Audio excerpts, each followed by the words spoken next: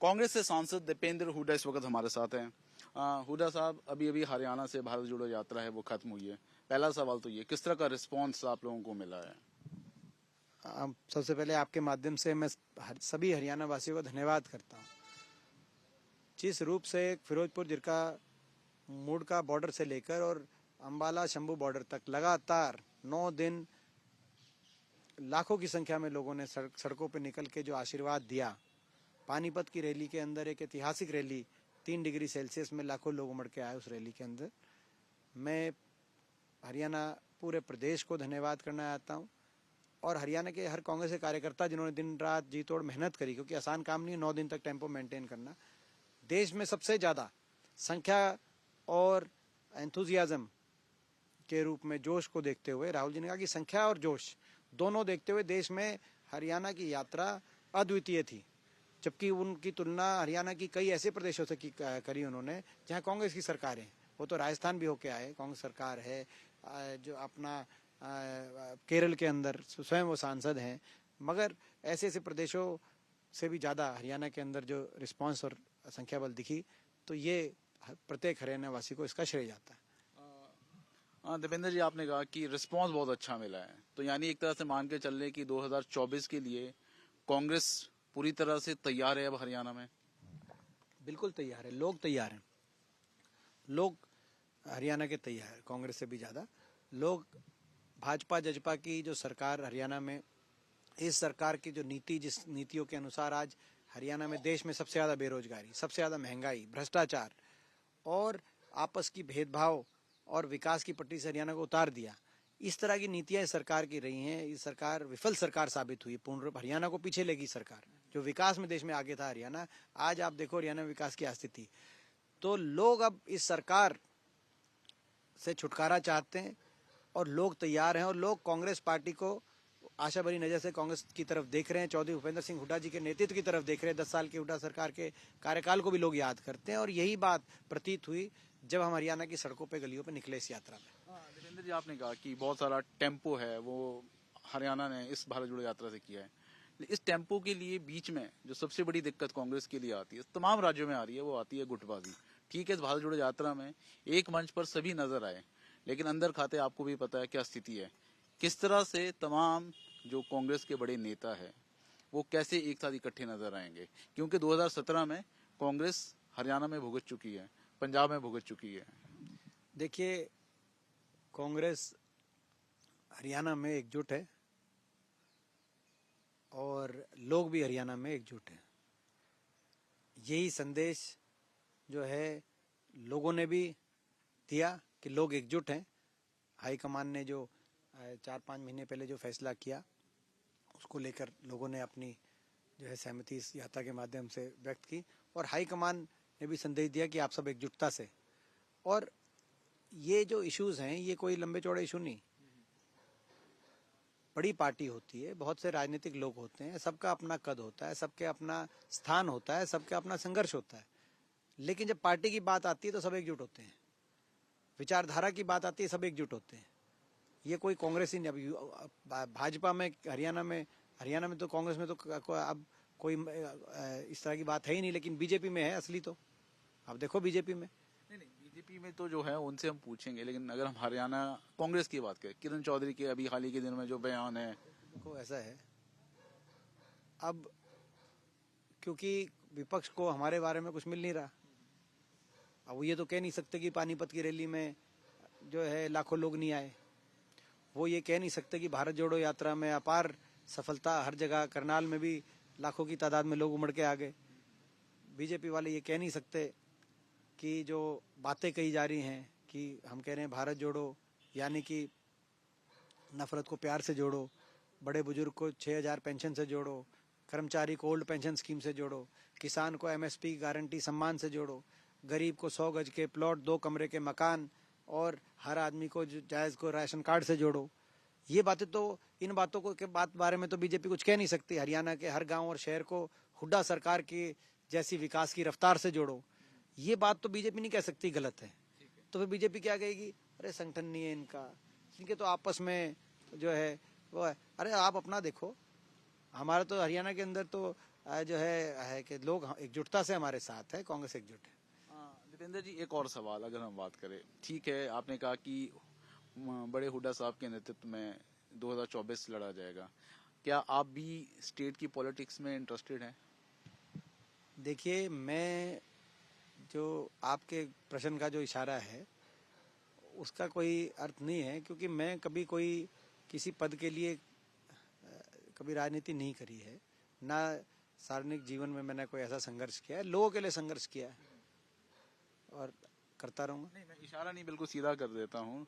तमाम तरह के कयास है हरियाणा के पॉलिटिकल सर्कल में लगाए जा रहे हैं कि क्या दीपेंद्र हुड्डा है वो 2024 की कमान हरियाणा से संभालेंगे। देखिए, मैंने जैसे कहा कि 2024 में जिस रूप से कांग्रेस हाईकमान ने फैसला किया है, वो चौधरी भूपेंद्र सिंह हुड्डा जी के नेतृत्व में हम सब संघर्ष कर रहे हैं। और जहाँ तक मेरी बात है, मैं कभी किसी पद के लिए संघर्ष कहीं तो मेरी है ही नहीं जीवन में, हमेशा लोगों के लिए संघर्ष मैंने किया है। दीपेंद्र जी, एक और बात, अभी पड़ोसी राज्य हिमाचल प्रदेश में ओपीएस जिस मुद्दे को लेकर है, ये चुनाव है वो लड़ा गया, हिमाचल में कांग्रेस को जीत मिली है। कल कैबिनेट में ओपीएस है पास कर दी गई। 3 राज्य और है जहां पर कांग्रेस ने ओपीएस को लागू किया है। क्या 2024 लोकसभा चुनाव को लेकर कांग्रेस ओपीएस को मुद्दे को लेकर है तमाम तरह के एम्प्लॉयज के बीच जाएगी? हम तो कह चुके हैं, हरियाणा में सबसे पहले हमने कहा था, उसके बाद छत्तीसगढ़ और राजस्थान में डिक्लेरेशन कांग्रेस की सरकारों में हुआ। सबसे पहले मैंने लोकसभा में बात उठाई थी संसद के अंदर कि ओल्ड पेंशन स्कीम हरियाणा में यदि कांग्रेस पार्टी को अवसर मिलता है तो ओल्ड पेंशन स्कीम को हम ओल्ड पेंशन स्कीम बहाल करने का काम करेंगे। दीपेंद्र जी, अब हम अगर मैं बधाई देता हूँ सुक्खू जी को, उनको बधाई देते हैं हम कि उन्होंने पहली कैबिनेट की मीटिंग में किया, और कांग्रेस ये जो कर सकती है।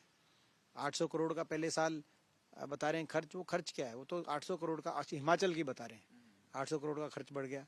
बीजेपी का बयान मैं देख रहा था, वो 800 करोड़ मगर कर्मचारी के पास जा रहा है। तो हरियाणा के कर्मचारी के पास भी अगर आएगा आने वाले समय में, जो हरियाणा सरकार बनेगी, तो उसमें वो कर्मचारी भी हमारे नागरिक हैं, टैक्स पेइंग नागरिक हैं।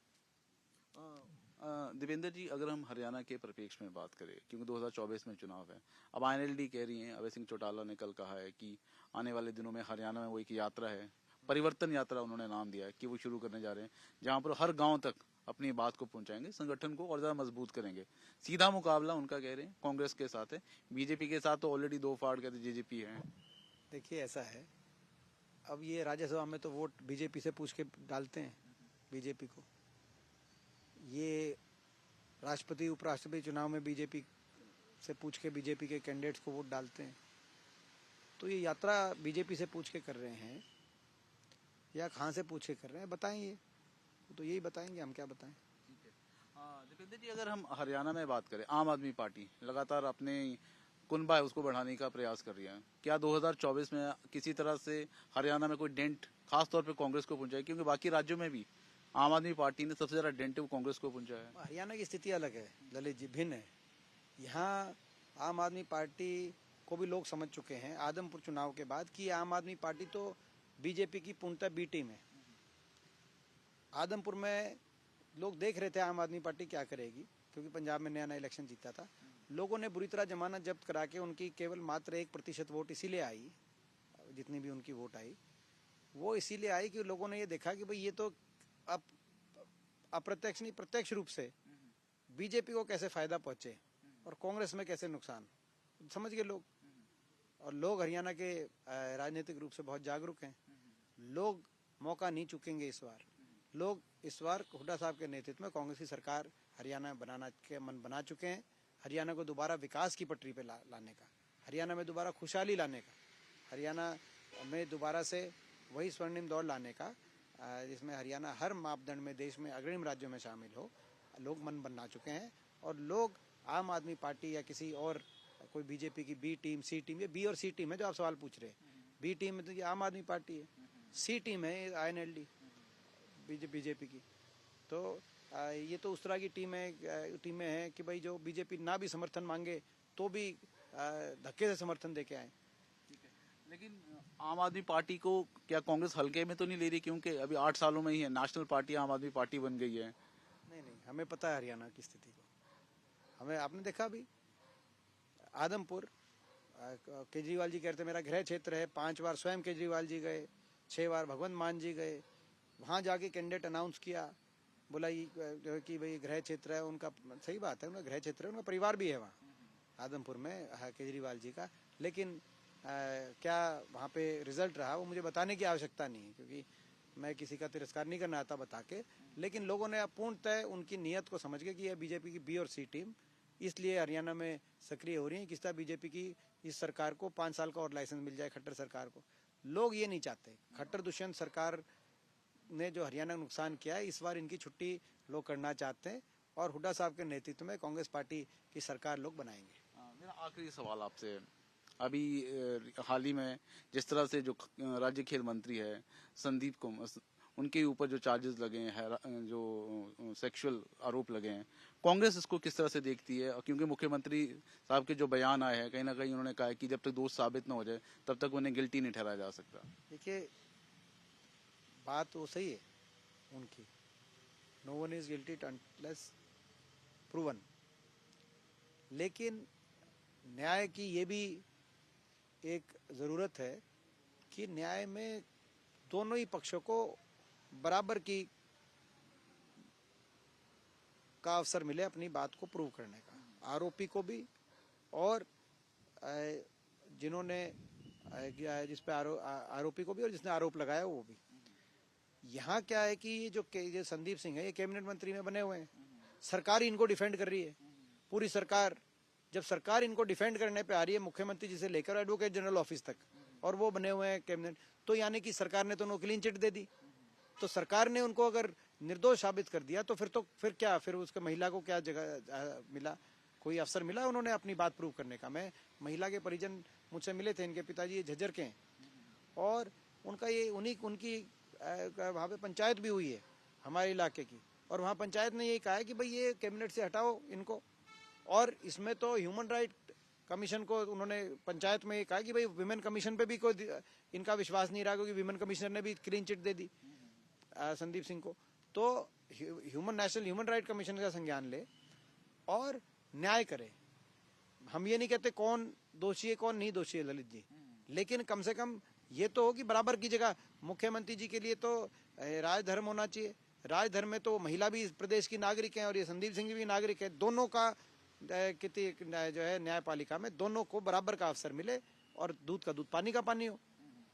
ठीक है, तो ये थे हमारे साथ दीपेंद्र जी, खास तौर पे बड़ी ही बेबाकी से तमाम तरह की इश्यूज को लेकर है उन्होंने अपनी बात रखी। खास तौर पे अगर हम हरियाणा के परिप्रेक्ष्य में बात करें तो जिस तरह से भारत जोड़ो यात्रा है हरियाणा में 9 दिन रही, तो कहीं ना कहीं उससे कांग्रेसी वर्कर्स के अंदर है जो जोश है वो देखने को मिला है, और कहीं ना कहीं 2024 को लेकर इसी जोश के साथ कांग्रेस है वो आगे बढ़ना चाह रही है। वीडियो जर्नलिस्ट गिरीश दुर्गापाल के साथ ललित शर्मा, चंडीगढ़।